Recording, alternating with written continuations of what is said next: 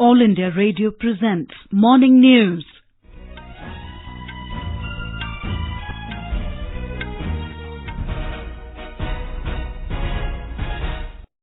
Good morning, I'm Tanvi Taneja. The headlines. Election Commission to consider holding assembly elections in Jammu and Kashmir later this year. After Indian Navy, ISRO also joins the search for Indian Air Force's missing AN-32 transport aircraft. World Bank retains growth forecast for India's economy in the current fiscal at 7.5%. Today is World Environment Day. The theme for this year is air pollution.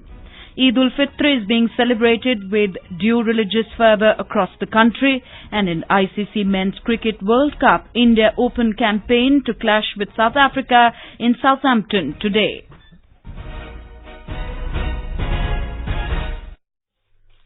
The Election Commission of India has said it has decided that holding of assembly elections in Jammu and Kashmir would be considered later this year.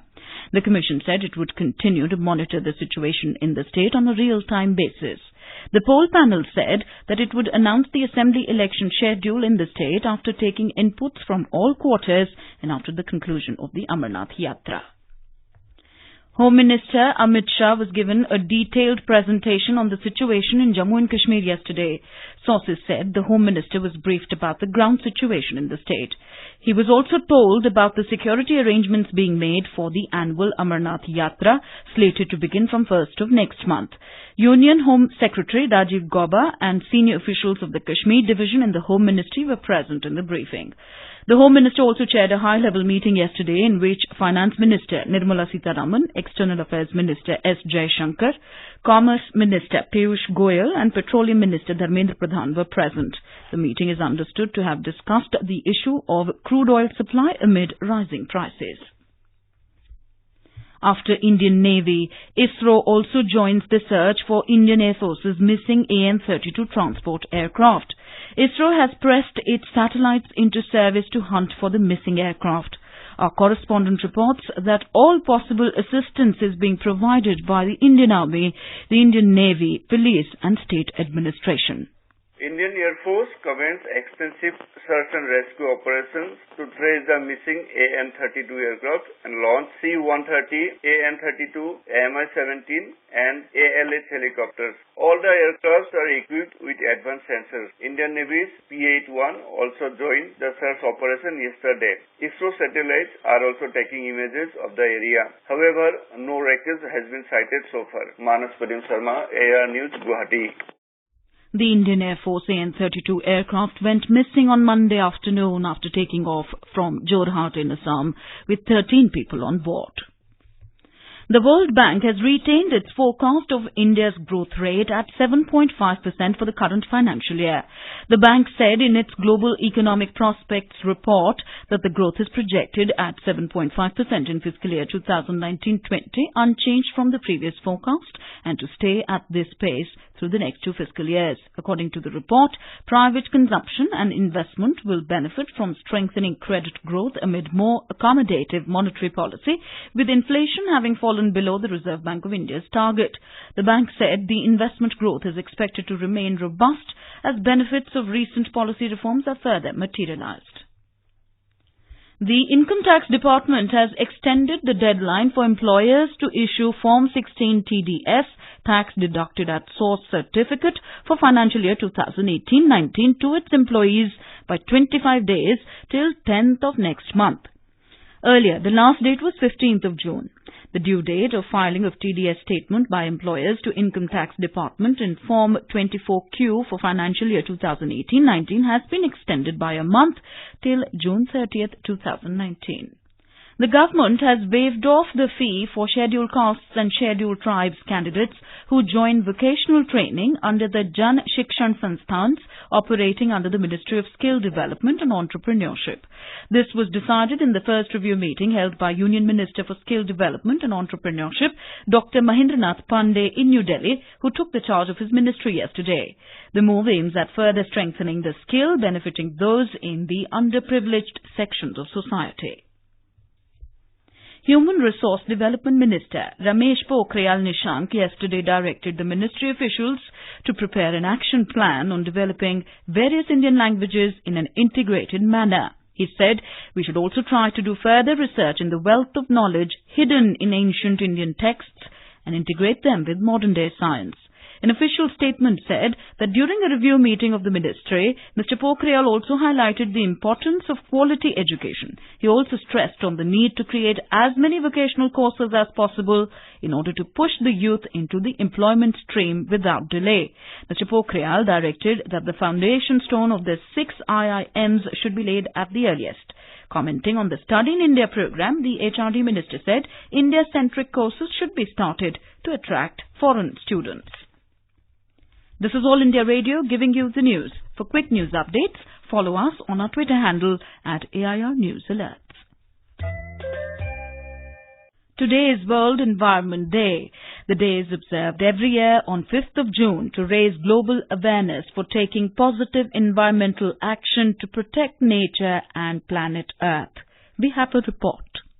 According to the United Nations, the World Environment Day provides an opportunity to broaden the basis for an enlightened opinion and responsible conduct by individuals, enterprises and communities in preserving and enhancing the environment. The theme of this year is air pollution, which is the biggest environmental health risk of the current time. Airborne pollutants are responsible for about 1/3 of deaths from stroke, chronic respiratory disease and lung cancer, as well as 1/4 of deaths from heart attack. With Divakar, Dhrita Srivastava, News Desk. Yesterday, Environment Minister Prakash Javadekar launched a people's campaign titled #SelfieWithSapling, urging all to join and plant a sapling and post the selfie with the sapling on social media. Mr. Javadekar, along with renowned cricketer Kapil Dev and Bollywood actor Jackie Shroff, will plant a sapling in the premises of Paryavaran Bhavan today. Several programs are being organized all over the country to mark the occasion. President Ramnath Kovind has said that India is committed to addressing climate change and bequeathing a greener and eco-friendly habitat to our children. In a tweet on World Environment Day, Mr. Kovind said the country reaffirms its commitment for a cleaner and sustainable planet.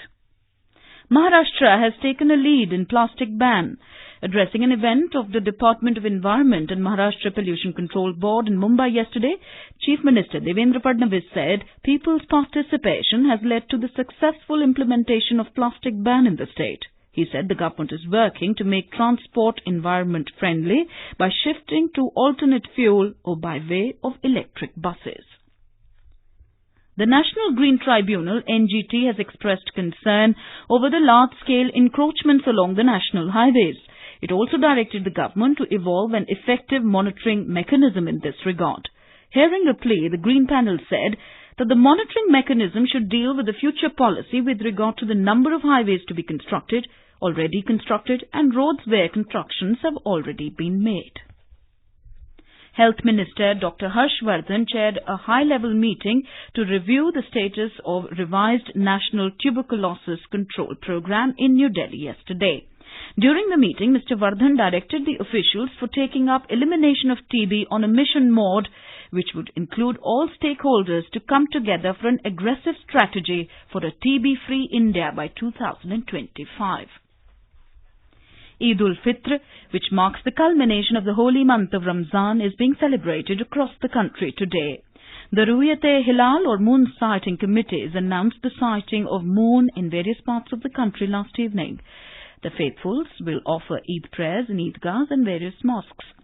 In the national capital, main Eid congregations are being held at Jama Masjid, Fatehpuri Masjid and Eidgah. Elaborate security arrangements have been made on the occasion. In Madhya Pradesh, Eid Ul Fitr, commonly known as Meethi Eid, is being celebrated with traditional fervor and zeal across the state today. Our correspondent reports that special namaz was solemnized by Sheher Qazi at Eidgah in the state capital, Bhopal.